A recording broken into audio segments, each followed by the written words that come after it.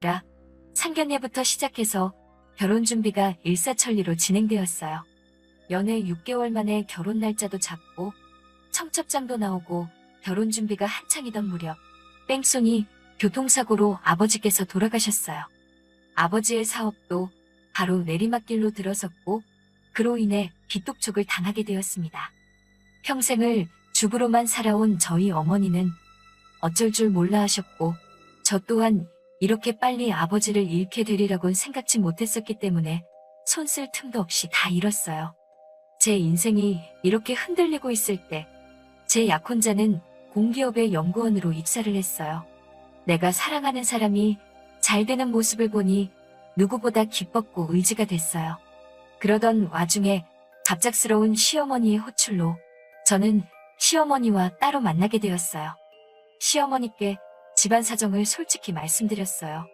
시어머니는 괜찮다 하시면서도 이제 자기 아들이 좋은 곳에 취직을 하니 주변의 기대도 크고 보는 눈도 많아졌다며 신경 좀 쓰라고 하시더군요. 그러면서 예단 목록이 적힌 봉투를 건네주셨어요. 씁쓸하더라고요. 집에 돌아와 친정 엄마와 함께 예단 목록을 확인해보니 고급 외제차에 예단비만 3억을 요구하더라고요.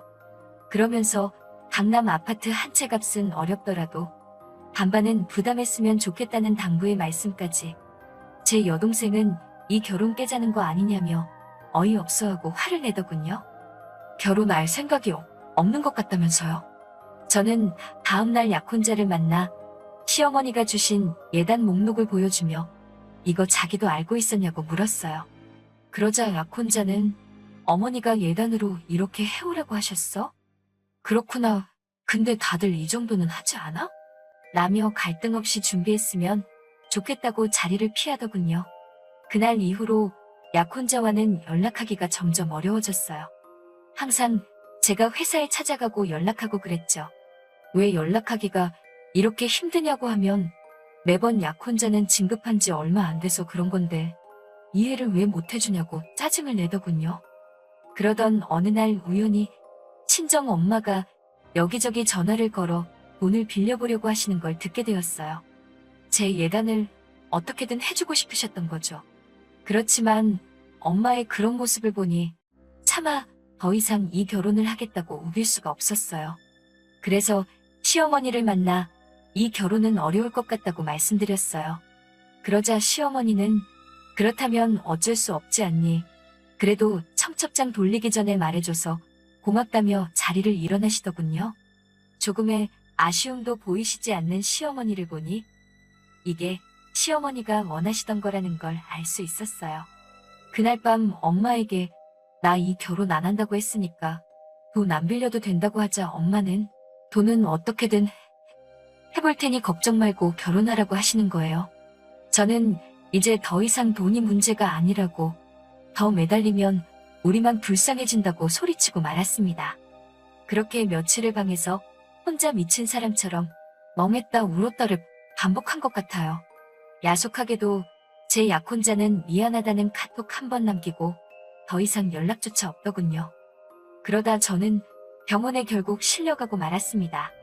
이런 모습을 다 지켜본 제 여동생은 분을 삭히지 못하고 제 약혼자에게 전화를 해서 제가 지금 병원에 실려갔다고 이거 전부 다 인터넷에 올려서 얼굴 못 들고 다니게 해줄 거라고 했다더군요.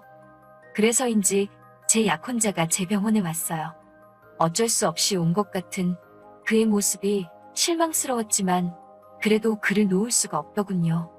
그리고 이런저를 다 지켜본 어머니는 그날 이후로 돌아가신 아빠가 남긴 유일한 재산인 집을 팔았습니다.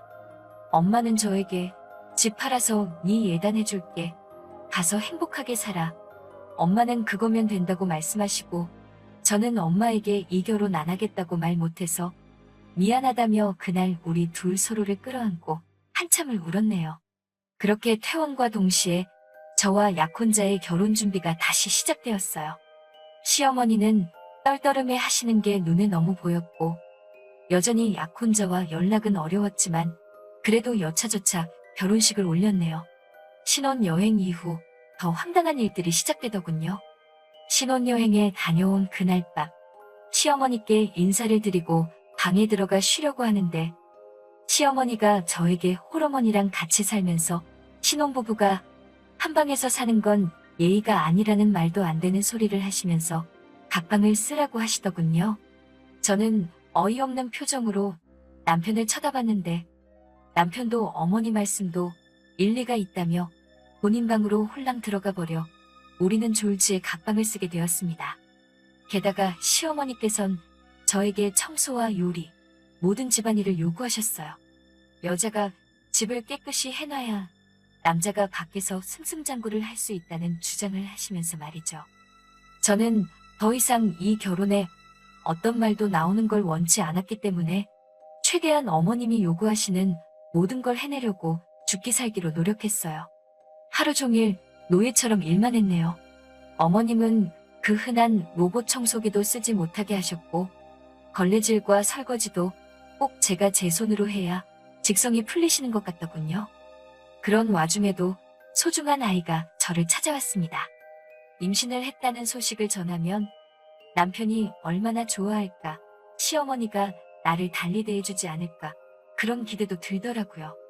하지만 저희 임신 소식을 들으신 시어머니는 저에게 축하의 말씀은 고사하고 이제 아이를 핑계로 내 아들 목을 옥죄려고 하냐며 폭언을 하시더군요. 집안일도 전혀 줄지 않았어요. 먹고 싶은 건 고사하고 식사라도 하려고 차리고 있으면 맨날 집에서 먹고 놀기만 한다는 식으로 저를 한심하게 보시더군요. 일부러 저 못 먹게 하려고 냉장고를 텅텅 비우시는 일도 부지기수였어요. 하루는 제가 견디다 못해 어머니, 저도 해올 거 다 해오고 시집왔는데 저한테 왜 이렇게 야속하게 하시냐 하니까 네가 하고 싶어서 해온 건데 뭐하러 그런 생색을 내냐면서 억울하면 다 들고 나가라고 하시더군요. 애도 필요 없다 하시면서요. 이제 와서 친정으로 돌아갈 순 없었어요. 어떻게 한 결혼인데 어떻게든 버티고 아이만 낳으면 달라질 거라는 막연한 기대로 버티고 버텼죠. 며칠 뒤 시어머니가 저녁 식사 약속이 있다고 모처럼 집을 비우셨어요. 저도 이런 날 남편이랑 데이트를 해야겠다는 생각에 남편에게 전화를 했어요. 남편은 미안한 목소리로 오늘 야근이라고 하더라고요. 저는 아쉬운 마음이 들었지만 또 한편으로는 안쓰러운 생각이 들어 그럼 저녁만 얼른 근처에서 같이 먹어야겠다는 생각으로 남편 회사로 향했어요. 회사 근처에 거의 다 도착했을 무렵 남편에게 초밥은 어떠냐고 물어보려고 전화를 하는데 순간 건너편 길에 남편과 어떤 여자가 다정하게 팔짱을 끼고 지나가는 걸 봤어요. 저는 순간 이게 무슨 상황인지 파악이 되지 않아서 남편에게 전화를 걸었습니다. 받질 않더라고요. 저는 알 수 없는 예감에 손발을 덜덜 떨며 그 둘을 미행하기 시작했어요. 한 5분 정도 걸어가니 둘이서 분위기 좋아 보이는 레스토랑으로 들어가더군요. 저는 그때만 해도 마음 한구석에서 그래 뭐 회사 일 때문이지 않을까 생각했어요. 그런데 뒤따라간 레스토랑에는 저녁 약속이 있어서 늦는다고 하신 시어머니가 계시더군요. 셋은 이미 여러 번 같이 본 적이 있는 사이 같았어요. 시어머니는 저에겐 한 번도 보여주신 적 없는 밝은 표정으로 그 아가씨의 이름을 다정히 부르며 이야기를 하고 계셨어요. 저는 그 상황을 믿고 싶지 않았지만 그들의 대화를 들으면서 비로소 모든 걸 알게 되었습니다. 그 여자는 남편의 동료이자 내연녀였고 시어머니는 그 내연녀를 마치 며느리 마냥 생각하고 계셨던 거죠. 시어머니는 우리 아들이 너를 먼저 만났어야 하는데 찰거머리 같은 저를 만나서 청춘을 낭비하고 있다며 혀를 차시더군요. 저는 그 길로 집에 돌아왔어요. 냉정하게 판단해야 한다는 생각과 동시에 뱃속에 있는 내 아이가 너무 걱정이 되더라고요. 하지만 지나친 스트레스를 견디지 못하고 전 결국 일주일 뒤에 유산을 했습니다. 그러자 시어머니는 M이라는 사람이 지 몸도 똑바로 관리를 못해서 애가 죽었다며 폭언을 퍼부으시대요. 저는 더 이상 잃을 것도 눈에 보이는 것도 없었어요. 그래서 일단 증거를 확보하기 시작했어요. 시어머니도 남편도 제가 외도를 눈치챘다는 걸 모르고 있었기 때문에 저는 일단 흠신소에 의뢰를 했습니다. 남편과 상간녀는 어찌나 자주 만나는지 흠신소에서는 이렇게 쉬운 의뢰가 없었다며 100여장에 달하는 사진과 둘이서 모텔로 들어가는 영상까지 일주일도 걸리지 않아서 저에게 가져다 주었습니다. 이미 간통죄도 없어진 나라법에 제가 딱히 기대할 수 있는 건 없었어요. 저도 순순히 이혼해주고 물러날 생각이 없었고요. 저는 그날 저녁 식사 때 남편과 시어머니의 식사에 수면제를 섞었어요. 아니나 다를까 둘 다 식사를 마치자마자 몽롱한지 정신을 못 차리고 잠에 들더라고요. 그래서 저는 이때다 싶어 남편과 시어머니 휴대폰에서 그들의 지인들 연락처를 모조리 빼냈어요. 그리고 어머님이 보관하시던 집 문서를 챙겨서 도망쳤어요. 그리고 그날 저녁 그 집을 나와 호텔에 가서 방을 잡았어요. 그리고 남편의 연락처를 보고 남편에 가까운 친구 몇몇과 상간녀에게 두면놈의 사진을 뿌렸습니다. 시어머니, 지인분들 몇몇에게도 그 사진을 뿌렸지요. 그 다음날 아주 제 전화기에 불이 난 것처럼 난리가 났더군요. 남편과 시어머니가 번갈아가며 저한테 미친 듯이 전화를 하고 문자를 보내고 화를 냈다가 빌다가 아주 난리도 아니대요. 그래서 저는 남편한테 자꾸 이러면 이번에는 당신 직장 동료들한테 뿌릴 거라고 나 건들지 말라고 경고한 뒤 시어머니한테 전화를 했어요. 시어머니께는 집 그거 내 명의로 해달라고, 그렇지 않으면 이 사진들을 당신 아들 회사 홈페이지에 올려서 아들 출세길 다 막을 거라고 소리소리 질렀습니다. 저희 시어머니 아주 아들 출세를 위해서라면 목숨도 내놓으실 양반이거든요. 역시나 약발이 들더라고요. 그 길로 호텔 카페로 오셔서는 벌벌벌 떨며 도장을 찍어주시던걸요. 그렇게 그 강남 아파트는 제 것이 되었습니다. 그렇게 집에 다시 돌아오니 남편이 자기 화를 못 이겨 집에서 씩씩대고 있더군요. 시어머니도 아들이 옆에 있어서 그런가 다시 기세가 등등하고. 근데 저는 더 이상 무서울 게 없었거든요. 그래서 제가 남편한테 나는 이혼할 생각 없다. 그리고 이 집도 당신만 제 정신 차리면 내가 공동명의로 해줄 수 있다고 말했어요. 매사 계산하기를 좋아하는 그 인간은 제 말에 혹해서는 그럼 알겠다. 그 여자랑 헤어질 테니까 자기를 다시 한번 믿어달라고 하더라고요. 남편이 출근하고 나면 이제 전세가 역전이 되었어요. 제가 하던 일들을 다 시어머니께 맡겼죠.